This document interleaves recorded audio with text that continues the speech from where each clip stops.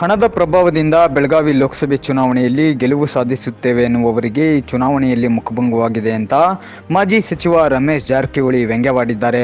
ಬೆಳಗಾವಿ ಜಿಲ್ಲೆಯ ಅಥಣಿ ಪಟ್ಟಣದ ಬಿಜೆಪಿ ಮುಖಂಡ ರವಿ ಹಾಗೂ ಪ್ರಿಯಾಂಕಾ ಪೂಜಾರಿ ದಂಪತಿಗಳ ಮನೆಯಲ್ಲಿ ಸನ್ಮಾನ ಸ್ವೀಕರಿಸಿ ಮತ್ತು ಆರ್ಎಸ್ಪಿ ಸಭಾಂಗಣದಲ್ಲಿ ಗಣಪತಿ ಪುತ್ಥಳಿಗೆ ಪೂಜೆ ನೆರವೇರಿಸಿ ಅವರು ಮಾತನಾಡಿದರು. ಬಿಜೆಪಿಯು ತಳಮಟ್ಟದ ಕಾರ್ಯಕರ್ತರ ಶ್ರಮದ ಪರಿಣಾಮ ಬೆಳಗಾವಿ ಲೋಕಸಭಾ ಮತಕ್ಷೇತ್ರದಲ್ಲಿ ಜಗದೀಶ್ ಶೆಟ್ಟರ್ ಗೆದ್ದಿದ್ದಾರೆ.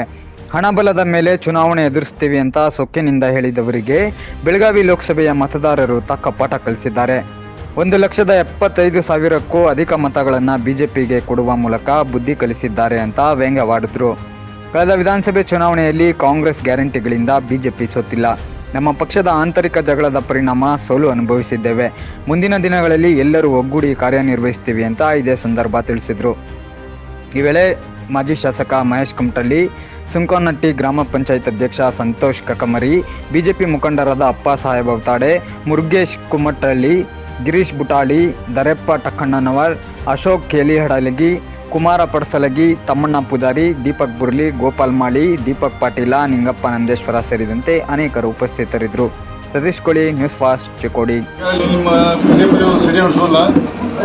ನಮ್ಮ ಬೆಳಗಾವಿ ಲೋಕಸಭೆ ವ್ಯಾಪ್ತಿಯಲ್ಲಿ 8 ಕ್ಷೇತ್ರದ ಕಟ್ಟ ಕಡೆ ಕಾರ್ಯಕರ್ತ ಒಬ್ಬ ಎಲ್ಲ ತನ್ನ ಸ್ವಂತ ಖರ್ಚಿನಿಂದ ಸ್ವಂತ ಹಣದಿಂದ ಒಂದು ಭಾರತೀಯ ಜನತಾ ಪಕ್ಷ ಅಭಿಮಾನ ಮೇಲೆ ಕೆಲಸ ಮಾಡಿ 1,75,000 ಹೆಚ್ಚು ಲೀಡ್ ತಂದು ಜಗದೀಶ್ ಶೆಟ್ಟರ್ ಒಂದು ಮುಖಾಂತರ ಮುಗಿದ ಕೈ ಬಲಪಡಿಸೋದಕ್ಕೆ ಮೊದಲ ಬೆಳಗಾವಿ ಲೋಕಸಭೆ ವ್ಯಾಪ್ತಿಯನ್ನು ಬಂದರೆ ನಮ್ಮ ಬಿಜೆಪಿ ಮತದಾರರ ಬಗ್ಗೆ ನಮ್ಮ ಕೃತಜ್ಞತೆ ಸಲ್ಲಿಸ್ತೇನೆ.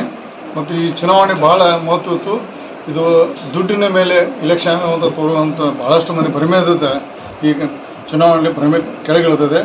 ನನ್ನ ಮುಂದಿನ ದಿನದಲ್ಲಿ ಜನರ ಪ್ರೀತಿ ವಿಶ್ವಾಸ ಗೆದ್ದಕ್ಕೆ ಸಾಧ್ಯ ಅನ್ನುವಂಥ ಬೆಳಗಾವಿ ಚುನಾವಣೆ ಫಲಿತಾಂಶದಿಂದ ಗೊತ್ತಾಗಿದೆ. ಸರ್, ಕಾಂಗ್ರೆಸ್ ಗ್ಯಾರಂಟಿ ತೊಗೊಂಡು ಚುನಾವಣೆಗೆ ಬಂತು, ನೀವು ಗ್ಯಾರಂಟಿ ಇಲ್ದೇ ಬಿಜೆಪಿ ಪಕ್ಷ ಚುನಾವಣೆ ಬಂತು.